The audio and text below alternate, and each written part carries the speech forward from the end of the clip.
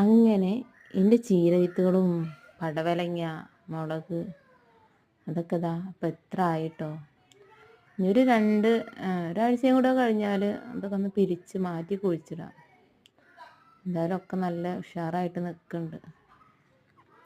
ഇനി ഇത് വേറെ ചാക്കിൽ മണ്ണിറച്ചിട്ട് അതിക്ക് 2 തൈ അല്ലെങ്കിൽ 3 തൈയോ അങ്ങനെ മാറ്റി കുഴിച്ചിടണം. അപ്പോൾ ഒന്നും കൂടെ ഉഷാറാവും. പിന്നെ വളമൊക്കെ കൊടുക്കണം. മണ്ണിര കമ്പോസ്റ്റിലാണ് ഇപ്പോൾ ഞാൻ വളർത്തിയത്. മണ്ണിര കമ്പോസ്റ്റും മണ്ണും കൂടെ മിക്സ് ചെയ്തിട്ട് അതിലാണ് ഇപ്പോൾ വളർത്തിയിട്ടുള്ളത്. ചാക്കിൽ മണ്ണ് നിറച്ച് വെച്ചിട്ടുണ്ട്. അപ്പോൾ ഇതൊക്കെ ഇനി മാറ്റി കുഴിച്ചിടണം. ഞാൻ ഗ്ലാസ്സിൽ വെറുതെ അങ്ങനെ ഇട്ട് നോക്കിയതായിരുന്നു, വേസ്റ്റ് ഗ്ലാസ് കണ്ടപ്പോൾ. അതിലങ്ങനെ കമ്പോസ്റ്റ് മണ്ണ് നിറച്ചിട്ട് അതിലും വിത്തിട്ടായിരുന്നു. അപ്പോൾ അതൊക്കെ ഉഷാറായിട്ട് മുളച്ചിട്ടുണ്ട്.